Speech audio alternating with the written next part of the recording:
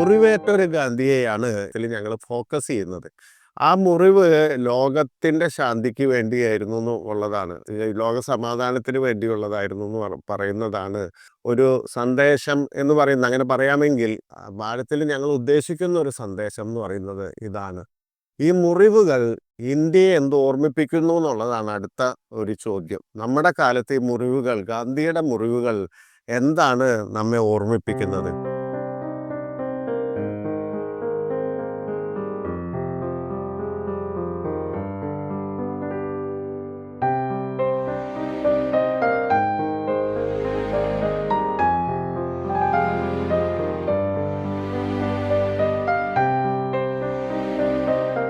ഗാന്ധിജിയുടെ അവസാനത്തെ 18 മാസത്തെക്കുറിച്ചുള്ള അതിൽ മാത്രം ഊന്നിയിട്ടുള്ള ഒരു കലാപ്രദർശനമാണ്. അപ്പോൾ എന്തുകൊണ്ടാണ് ഗാന്ധിജിയുടെ അവസാനത്തെ 18 മാസം എന്നുള്ള ചോദ്യം വന്നാൽ, ആ കാലത്തെ ചരിത്രം പരിശോധിച്ചാൽ നമുക്കറിയാം, ഗാന്ധിജി ആ കാലത്ത് ഏകദേശം മുഴുവൻ സമയവും തൻ്റെ ശ്രദ്ധ പതിപ്പിച്ചിരുന്നത് നമ്മുടെ വർഗീയ വിദ്വേഷം എന്നുള്ളതിനെ ശമിപ്പിക്കുന്നതിലായിരുന്നു. അന്നത്തെ കാലത്ത് ഇന്ത്യയിൽ ഒരുപാട് ഹിന്ദു, മുസ്ലിം, സിഖ് വർഗീയ ലഹളകൾ നടന്നിട്ടുണ്ട്. അതിനെ ശമിപ്പിക്കുക എന്നുള്ളതിലായിരുന്നു അന്നത്തെ കാലത്ത് ഗാന്ധിജി ഏറ്റവും കൂടുതൽ ശ്രദ്ധ പതിപ്പിച്ചിരുന്നത്. അതിൽ അദ്ദേഹം ഒട്ടൊക്കെ വിജയിക്കുകയും ചെയ്തു. ഇല്ലെങ്കിൽ ഇന്ത്യ ഇന്നിങ്ങനെ നിൽക്കില്ലായിരുന്നു. നമ്മൾ അത്രയും വലിയ വർഗീയ വിദ്വേഷ പോരാട്ടങ്ങളിലൂടെയാണ് ഇന്ത്യ കടന്നു വന്നത്. അപ്പോൾ ഇന്നത്തെ കാലത്ത് ഞാൻ കഴിഞ്ഞ കൊല്ലം ഗോപികൃഷ്ണൻ്റെ ഒരു പ്രസംഗം കേൾക്കുകയായിരുന്നു. അപ്പോൾ PN ഗോപികൃഷ്ണൻ്റെ. അപ്പോൾ അദ്ദേഹം പറയുകയുണ്ടായി, ഈ അവസാനത്തെ കാലത്ത് ഗാന്ധി നമ്മളധികം അറിയാത്ത, സംസാരിക്കാത്ത ഗാന്ധിയാണെന്ന്. അപ്പോൾ അതേക്കുറിച്ച് ഒരു പ്രദർശനം നടത്തണമെന്ന് എനിക്ക് തോന്നുകയും ഞങ്ങൾ 3 പേരും, PN ഗോപികൃഷ്ണനും മുരളി ചിരോത്തും ഞാനും കൂടെ ഗാന്ധിജി അക്കാലത്ത് നടന്ന വഴികളിലൂടെ നോവാക്കലി, ബീഹാർ, ഡൽഹി, കൽക്കട്ട ഒക്കെ പോവുകയും അതെല്ലാം ക്യാപ്ചർ ചെയ്യുകയും വീഡിയോ ആയിട്ടും ഫോട്ടോഗ്രാഫ്സ് ആയിട്ടും പ്രധാനമായിട്ടും അതെല്ലാം ഇവിടെ ഒരു എക്സിബിഷനായി അവതരിപ്പിക്കുകയുമാണ് ചെയ്യുന്നത്. കാരണം ഇന്നത്തെ കാലത്ത് നമ്മുടെ നാട്ടിൽ ഈ വർഗീയ വിദ്വേഷം കൂടുകയും കൂട്ടുകയും ഉപയോഗിക്കപ്പെടുകയും ചെയ്യുന്ന കാലത്ത് നമ്മൾ എങ്ങനെ മുന്നോട്ട് പോകുമെന്ന് ആലോചിക്കുമ്പോൾ ഇതിലും വലിയത് തരണം ചെയ്യാൻ നമ്മളെ സഹായിച്ച ആ വലിയ മനുഷ്യനെ ഓർക്കേണ്ടതുണ്ട്. അദ്ദേഹം നമ്മളെ പഠിപ്പിച്ച കാര്യങ്ങൾ ഓർക്കേണ്ടതുണ്ട് എന്നുള്ള ഒരു പരിപൂർണമായ വിശ്വാസത്തിലാണ് ഞങ്ങളിതിവിടെ അവതരിപ്പിക്കുന്നത്. ഇത് നമുക്കെല്ലാവർക്കും തന്നെ വീണ്ടും ഗാന്ധിജിയിലേക്ക് മടങ്ങാനുള്ള ഞങ്ങളുടെ ഒരു ആഹ്വാനമായിട്ടാണ് ഈ പ്രദർശനത്തിനെ കണ്ടിട്ടുള്ളത്.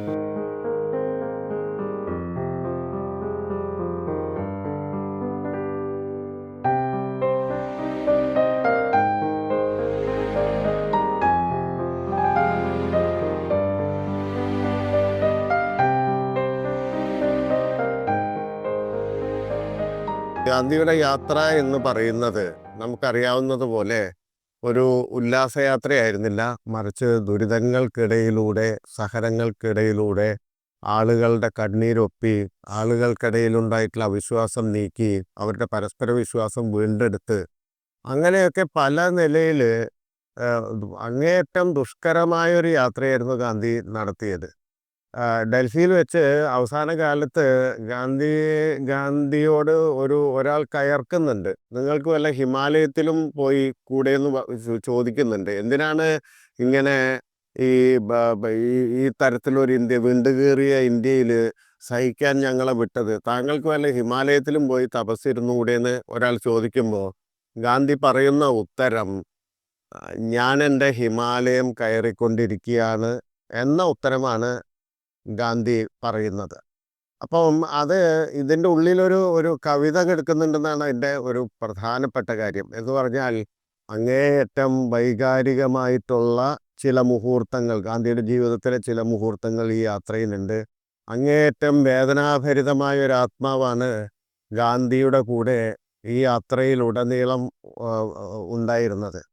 അപ്പോൾ ഈ യാത്രയുടെ അത്തരം കാര്യങ്ങൾ കൂടി ആവിഷ്കരിക്കുക എന്ന് പറഞ്ഞാൽ ഒരു ന്യൂസ് പേപ്പർ റിപ്പോർട്ടിങ്ങിനപ്പുറം ആ യാത്രയുടെ ഒരു വലിയ വികാരം, ആ യാത്രയുടെ ഒരു വലിയ യാതനാ നിർഭരത, ഇതെല്ലാം ആവിഷ്കരിക്കുക എന്ന് പറയുന്നത് പ്രധാനപ്പെട്ട ഒരു കാര്യമായിട്ട് ഞങ്ങൾ കരുതി. അപ്പം അതിനെ സഹായിക്കുന്ന തരത്തിലാണ് കവിത ഇതിൽ തുന്നിച്ചേർക്കണമെന്ന് വിചാരിച്ചത്. ഈ കലാപ്രദർശനത്തിൻ്റെ ഒരു ഭാഗമായി, ഒരു ഞരമ്പായി അതിൽ ചേർക്കണം എന്ന് കരുതിയത്. അതുകൊണ്ട് ആണ് ഇത്രയും കവിതകൾ അതിൽ വെച്ചിട്ടുള്ളത്. ധൈര്യം പലതരത്തിൽ പ്രകടിപ്പിക്കാം. ധൈര്യം പലതരത്തിൽ പ്രകടിപ്പിക്കാം. മരത്തിൻ്റെ തുഞ്ചത്ത് കയറി ആറിൻ്റെ മറുകരയിലേക്ക് നീന്തി കാന്താരിമുളക് 3 ചവച്ചരച്ച് നായയുണ്ട് സൂക്ഷിക്കുക എന്ന ഗേറ്റ് തുറന്ന് ഇരുട്ടിൽ ഒറ്റയ്ക്ക് പാടവരമ്പ് താണ്ടി ഓടുന്ന ബസ്സിൽ ചാടിക്കയറി നിലച്ച ലിഫ്റ്റിൽ പുഞ്ചിരിച്ച് നിലകൊണ്ട് ഓങ്ങുന്ന ലാത്തി പിടിച്ചു വാങ്ങി വൃദ്ധന്റെ നെഞ്ചിലേക്ക് 4 ദൂരത്തിൽ നിന്ന് 3 വെടിയുണ്ടകൾ പായിച്ചാണ് നാഥുറാം വിനായക് ഗോഡ്സെ ധൈര്യം പ്രകടിപ്പിച്ചത്. ഇന്ത്യ മുഴുവൻ ചുട്ടരിക്കുമായിരുന്ന വെറുപ്പിനെ 3 ഉണ്ടകളാക്കി നെഞ്ചിലേറ്റുവാങ്ങിയാണ് ഗാന്ധി ധൈര്യം പ്രകടിപ്പിച്ചത്. ഇന്ത്യ മുഴുവൻ ചുട്ടരിക്കുമായിരുന്ന വെറുപ്പിനെ 3 ഉണ്ടകളാക്കി നെഞ്ചിലേറ്റുവാങ്ങിയാണ് ഗാന്ധി ധൈര്യം പ്രകടിപ്പിച്ചത്. ആദ്യത്തെ ധൈര്യം ആരിലും സമേതപ്പെടും, രണ്ടാമത്തേത് ഗാന്ധിയിൽ മാത്രവും. ആദ്യത്തെ ധൈര്യം ആരിലും സമേതപ്പെടും, രണ്ടാമത്തേത് ഗാന്ധിയിൽ മാത്രവും.